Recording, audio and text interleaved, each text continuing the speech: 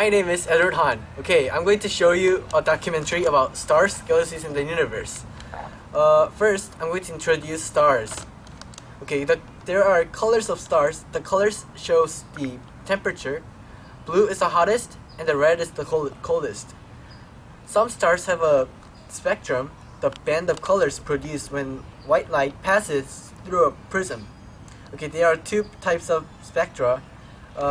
Continuous spectrum that shows all the colors, and absorption spectrum, the spectrum of the star. Okay, stars are mostly made out of elements called carbon, nitrogen, and the oxygen. They also contain calcium, iron, and sodium. There are apparent magnitude, the brightness of a star, and absolute magnitude, a measure of how bright a star would be if the star is 32.6 light year away from the Earth. And to measure the distance from Earth to star, use light years. And daytime and the nighttime are caused by rotations of Earth, the motion of stars. And because the Earth rotates the sun looks like it's moving. Let me introduce the next person who's going to introduce you guys the life cycle of stars. Jamie Jung. Hello guys, so I am going to talk about the life cycle of stars. Star begins its life as a ball of gas and dust. Gravity pulls gas and dust into a sphere that reaches 10 million degrees Celsius in its center.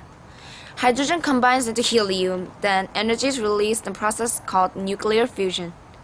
When a star is formed, it enters the main sequence. Main sequence is the location on the HR diagram where most stars lie. And then it goes into giants and supergiants. And then it reaches the final stage on its life cycle and becomes the white dwarfs. They are small, hot, and dim. And let me introduce about the HR diagram. They are stand as Hertzsprung-Russell diagram. And the definition is a graph that shows the relationship between a star's surface temperature and absolute magnitude. Blue stars, which are hot, are on the left, and red stars, which are cool, are on the right. Bright stars are on the top, and dim stars are on the bottom. And let me talk about the aging of massive stars. They use hydrogen much faster than any other stars. At the end of its life, a massive star may explode in a large bright flash called supernova. Following supernova, the center of the collapsed star may contact into a very small but very dense ball of neutron. This dense ball is neutron star. If the center of a collapsed star has a mass that is several times the mass of the sun, the star may contact further because of the strength of its gravity. The force crushes the dense center of a star and leaves black hole. Black hole is the object that is so dense and massive that light can't escape the gravity. And black hole can be detected by the X-rays of star. They are too dark, they have no light, so we cannot detect, but astronomers can detect them by the X-rays of star. And now we introduce Selena Park, who is going to introduce about the galaxies. Hi, I'm going to talk about galaxies. Galaxies are a collection of dust, gas, and new stars, bounced together by gravity. There are three types of galaxies: spiral galaxies, a budget at the center, and spiral arms, made out of the gas, dust, and new stars. Elliptical galaxies and irregular galaxies have no definite shape. Smallest contain 10 million stars, and largest contains billion stars. Milky Way galaxy is where we live in. It contains about 200 billion stars. Contents of galaxies: gas clouds. Gas clouds are called nebula. Nebula is where stars form. Star cluster. Global cluster is a highly contracted group of stars that looks like a ball. Quasars are among the most distant objects in the universe. It's so distant that they could not be photographed clearly.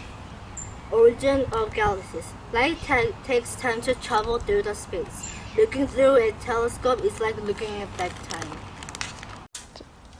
Hello, my name is Jennifer King, and I will be talking about the formation of the universe. Thinking what would happen if all matter in the universe were squeezed in such a small space led scientists to a theory about how the universe formed. After Big Bang theory, gravitational attraction caused matter to form galaxies, and the mutual attraction between galaxies caused them to cluster. Each galaxy cluster can contain up to 1,000 galaxies, and they are composed of stars and planets. About 14 billion years ago, all the universe were compressed under high pressure, temperature, and high density into a small volume. Stars will die eventually, and the universe will be dark and cold after many years later. However, scientists think that the universe may expand forever.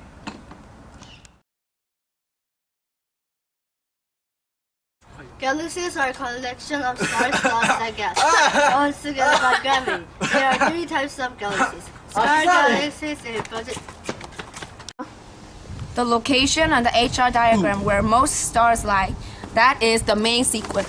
Cluster can contain up to 1,000 galaxies, and they are composed of stars and planets. Scientists use... Did you guys learn a lot? I also learned that universe is expanding, which is interesting, wonderful. I hope to see you again. Bye. Bye! Boom.